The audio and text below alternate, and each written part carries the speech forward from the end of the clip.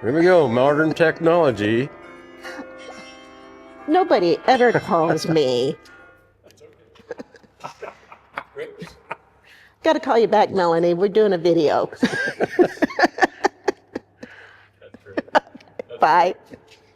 Before the fields, before the equipment, there was just a young couple, fresh out of high school, chasing a dream of building a life together on the farm. Everybody knows me as Betty, but I'm really Elizabeth. I'm Betty Hockersmith. And you go by Betty. I do. Does Yeah. anybody call you Elizabeth? No, telemarketers. That's funny. My name's Terry Hockersmith. All the people that know me call me Hock. We were high school sweethearts. Got married right after graduation. He did 6 months in National Guard and came home and decided to farm on the family farm with his dad and brother. Yep, that's when it got started, in '70. Things have changed all these years. It's just better and better and better. We had some really good years. We've had some really bad ones. But right now, we just feel like it's time to relax and don't have to worry about farms. So that's where we're going. After decades of farming, Terry and Betty faced a difficult decision.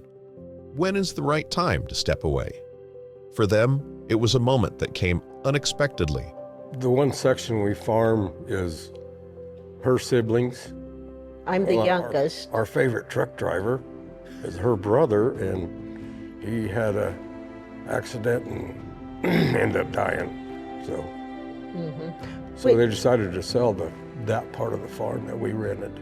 That's the main thing. Yeah, we were talking about it for a few years, that everybody's getting older, and we realized, something happened sometime or another, and figured it would be easier to take care of it while we were all still here, instead of the grandkids or the cousins would have to just get more complicated. So we were talking, and then, my sister-in-law passed away during COVID, made us realize it's coming. And then my brother here just this last year, so we decided, let's do it. That's what started it. We were running out of help. Yeah. He was a good truck driver. He was a good all-around guy. One of the best. Farming isn't just a career, it's a way of life. It's the rhythm of the seasons, the care poured into the land, and the pride in watching things grow. It's just the joy of raising a crop and nurturing it along, and stewardship. Just make sure that the ground isn't blowing and your neighbors ain't mad at you for all that. So, yeah. And he said the right word, stewardship. That's, to me, that's what a farmer is. It's just a steward, that you plant the seeds and God does the rest. We can still watch it from the sidelines, somebody else's stuff.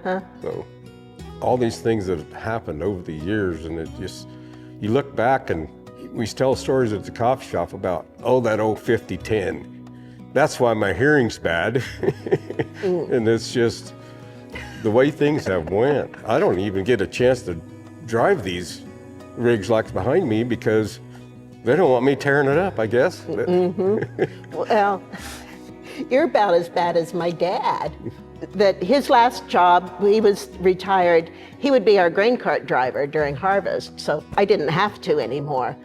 But he would say that was kind of the first job he had when he was a kid on his dad's farm, that he drove the team of horses and wagon alongside their new mechanical combine, or, well, it was probably just a thrasher, whatever, that he was the grain cart. And that year, he was driving a tractor with a little joystick. And he said the technology he went through over those years was phenomenal. Yeah, he helped us till he was 90, something. But it's not just about the land. It's about the people, the community, the friendships, and the lessons passed down through generations. We're good people. They were good people. I hope they think that. Oh, did you know what he did to me? Yeah. He still owes me money. As far as I know, we don't. Through the good harvests, the challenges, and the milestones, their greatest joy has always been closer to home. Grandkids. When they came along, it was... Yeah, there's It's nothing awesome. like a grandchild. I always say, if you want to know what God's love is, wait until you have grandkids. It's just pure love. This was a place for them to come and play and run and explore and have fun and not worry about getting lost or somebody grabbing them or whatever. That is true. Everybody worries about these days. Country living's the greatest thing. When it came time to transition, Terry and Betty knew they needed a team they could trust, a team that understood their legacy and their values. That's why they looked to Purple Wave. Oh, yeah. Probably the people you knew. The people I knew that worked there, more than anything. Then Chase came around, I didn't know that he knew that we were selling our stuff, but I knew his family quite well. Couldn't mention Richard, but I've known Richard since we moved here. Bates? Yes. He He's sold us cat tractors. 2 of them. And that's how we got our nickname, which didn't really take off, but Kitty Hawk was going to be the name for the farms. Yeah, because that's what you'd we go into the coffee shop with a cat tractor, meow, meow. Yeah, we get the cat call. So I thought, Kitty Hawk, that's a good name for a farm. This equipment has been more than just machines. It's been a part of their story, and now it will start a new chapter with someone else. No, I never really thought about it that hard, but yeah, it's gonna be Yeah. rough seeing it loaded up and leaving. But going to a good home, it's kind of like your child or your pet. They go off. Now you be good. You take care of them the way you took care of us, and hope for the best. I don't know. If this equipment could talk, I don't know if I. I don't know if I want it talking very much. We've been through some things, and we try to keep it up. A farm's success depends on the tools used to work the land. For Terry and Betty, keeping their equipment in top shape wasn't just maintenance. It was a point of pride.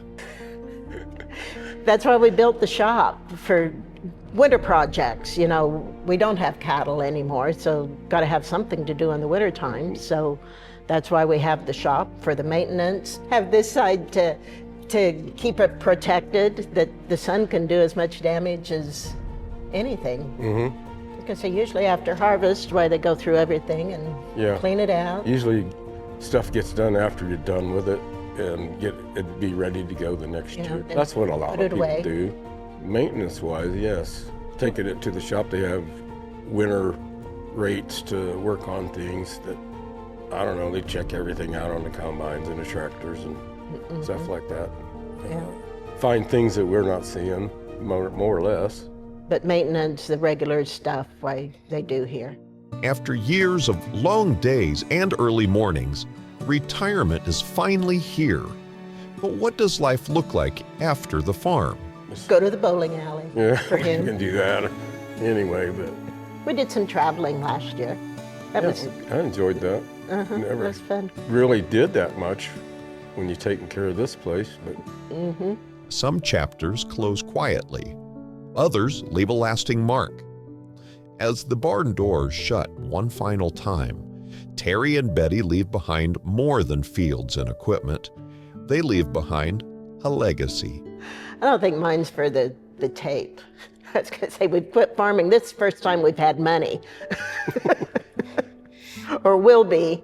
Don't have it yet. But yeah, it's that- always had money, but not access Yeah, to it. you reinvest everything. I never really thought about that.